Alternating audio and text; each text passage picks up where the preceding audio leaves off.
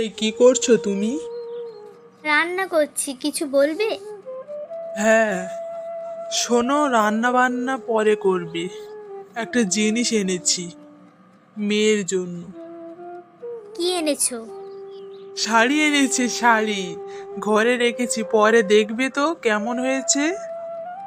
ঠিক আছে। শাড়িটা খুব সুন্দর হয়েছে, আমাদের মেয়েকে খুব সুন্দর মানাবে। তাই? কিন্তু আমাদের মেয়ে কোথায়? ওকে তো দেখতে পাচ্ছি না। আমার এখানে অন্যদিন কখন চলে আসে, কিন্তু আজও তো আসলো না। ঘরে আছে। ঘরে কেন? হ্যাঁ, মা বাবাকে ছেড়ে যাওয়ার দুঃখ এখন থেকেই হচ্ছে। আমি তো বুঝিয়ে বুঝিয়ে হাঁপিয়ে গেছি। যাও, তুমি গিয়ে বোঝাও তোমার মেয়েকে। ঠিক আছে, তুমি বসো, আমি আসছি। আচ্ছা, আমার পাগলিটা এখানে চুপ করে বসে। আব্বু, কি হয়েছে? আমিও তো সেটাই জানতে চাচ্ছি। আব্বু, ভয় পাচ্ছি। জানি না বিয়ের পরে কি হবে। আমি কি সব সামলাতে পারবো আব্বু? বিয়ে করা কি খুব জরুরি? আমি তোমাদের ছেড়ে কোথাও যাব না। আরে মা, কে বললো তুই আমাদের ছেড়ে যাচ্ছিস? আরে পাগলি, তোর বাপের বাড়ি সব সময় তোর জন্য খোলা আছে, বুঝলি? তোর যখন মন চায় চলে আসবি। আরে মা, বিয়ে জীবনের খুব গুরুত্বপূর্ণ এক অংশ।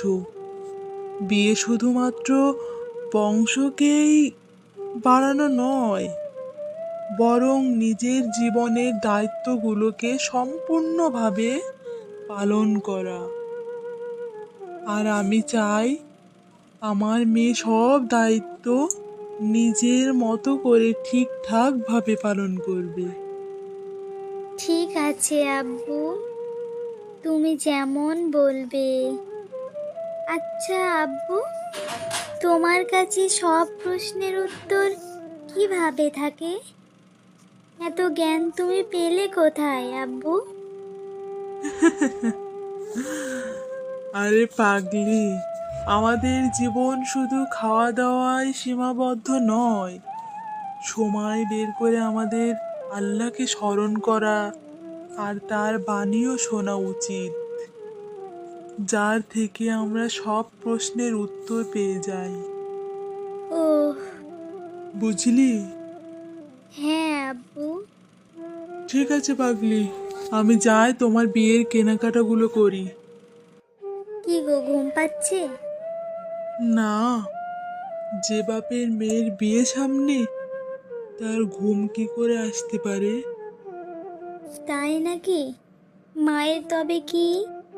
না, মানে মানে দুজনের। দেখতে দেখতে মেয়ে কত বড় হয়ে গেল, বুঝতেই পারলাম না। হ্যাঁ, তা তো বটে। আচ্ছা, তোমার ধারের পয়সাটা কি হলো? হ্যাঁ, পাশের বাড়ির ভাইকে বলেছি বিয়ের আগে চলে আসবে। হ্যাঁ, সেই ভালো। না হলে আমরা যৌতুক কিভাবে দেব? জানি না সমাজে পণ কেন নেয়। হ্যাঁ, আমাদের মতো গরিব মানুষ কিভাবে পণ দেবে? আর মন খারাপ না করে ঘুমিয়ে পড়ি। ঠিক আছে। চাচা, টাকাটা এনেছো?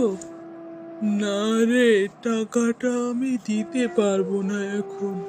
আমাকে খারাপ ভাবলেও কিছু করার নেই। তাই কি করব আমি এবার?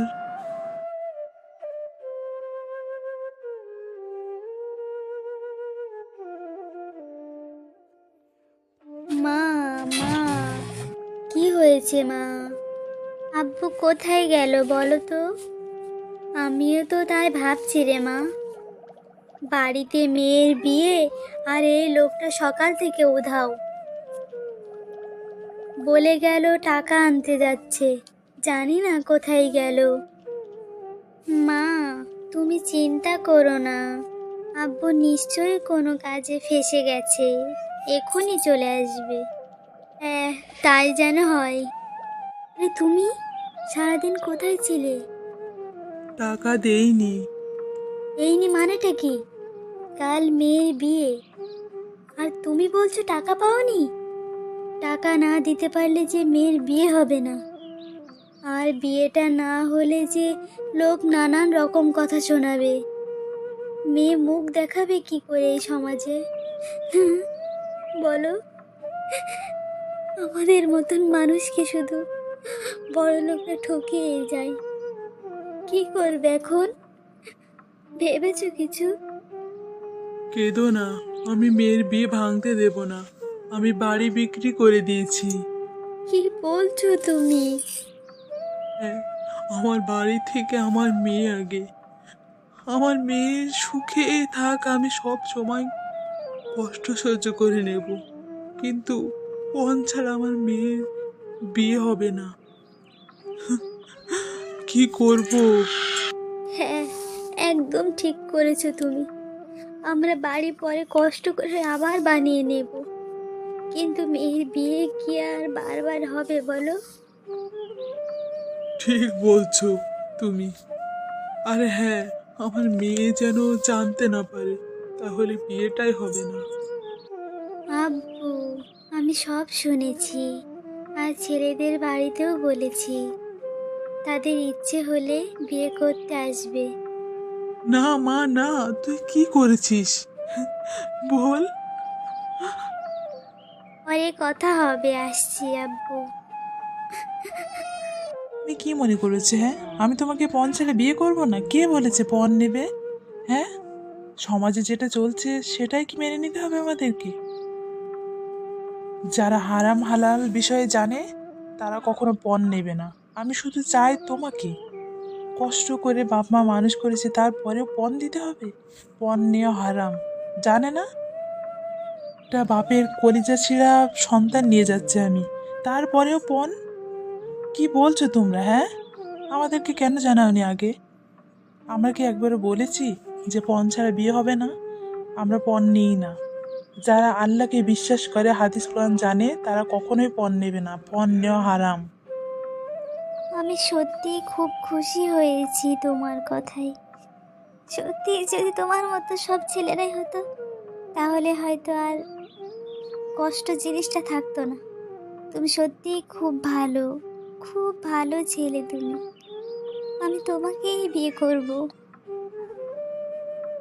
তোমার মতো করে যদি সবাই বুঝতো, তাহলে হয়তো কোনো বাপ মারে কষ্ট পেতে হতো না, সবাই সুখে থাকতো।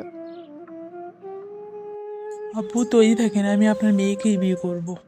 পণ ছাড়াই। পণ নেওয়া হারাম, এটা জানেন না? ঠিক আছে বাবা, আমি সব বিয়ের আয়োজন করে ফেলছি।